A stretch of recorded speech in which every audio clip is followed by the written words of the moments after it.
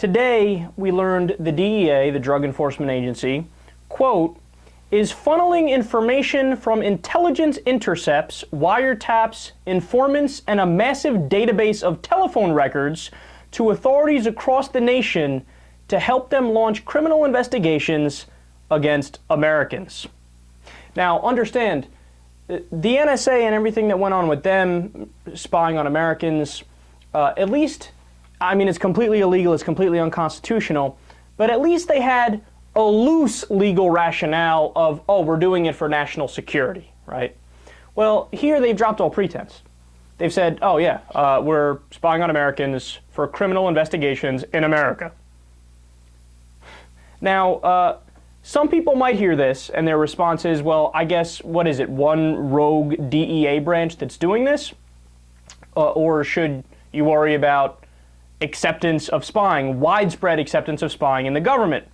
Well, we can answer that. Quote, the unit of the DEA that distributes the information is called the Special Operations Division, or SOD.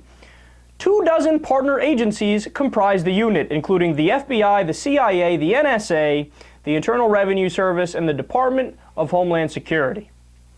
It was created in 1994 to combat Latin American drug cartels and has grown from several dozen employees to several hundred that now are spying on you.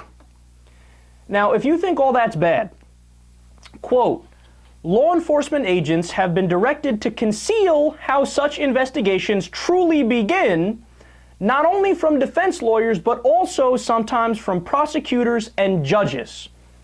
So what they have to do is recreate the investigative trail to effectively cover up where the information originated from. And they do that because the way they got the information in the first place is wildly unconstitutional and completely illegal. So don't take my word for it. How about Nancy Gertner, who's a Harvard Law School professor who served as a federal judge from 1994 to 2011. She said, quote, I have never heard of anything like this at all. The program sounds more troubling than recent disclosures that the National Security Agency has been collecting domestic phone records.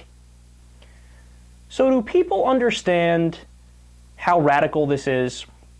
And I know, like, it might sound like some sort of intellectual debate, like pie in the sky, and a lot of people think, well, hey, if it doesn't affect me personally, or if I'm not doing anything wrong, then who cares?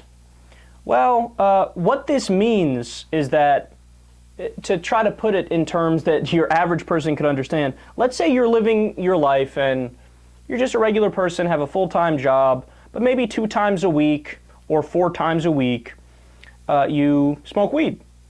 And it's because you don't necessarily like alcohol, and of course alcohol is legal, and you feel, well, hey, I want to get my buzz somehow, and I prefer this to that. There's no moral dimension to that. I'm not wrong for preferring that, right? Well, what this new information tells us is that the DEA can bust down your door and arrest you because they know everything that you're doing because they have your phone calls and your text messages. And if you're involved in drug activity, even if it's small-time drug activity, they can go ahead and open a case against you. They can arrest you.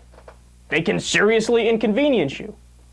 Now, let me ask you, when the founders wrote the Fourth Amendment, you have protection from unreasonable search and seizure. Isn't this similar to what they had in mind? I mean, again, you're not bothering anybody. You work a full-time job. You just have some marijuana every once in a while or whatever your drug of choice is. Okay, the government is now spying on everything you do domestically. And we used to think, hey, you know, they might be violating privacy rights, but they're doing it to protect us from terror. Now we know that's not the case. Now we know they're spying on us and they're using that information to start criminal cases against Americans. So they spy on you to illegally get information about you, and then they use that information to criminally charge you. If that doesn't concern you, you don't know the reason the United States of America was founded, and you don't understand the rights laid out in the Magna Carta, which was in 12-15. Apparently we're rolling the clock back on all of these things, and we're starting from scratch, and the government has determined under all circumstances we can spy on you for any reason whatsoever.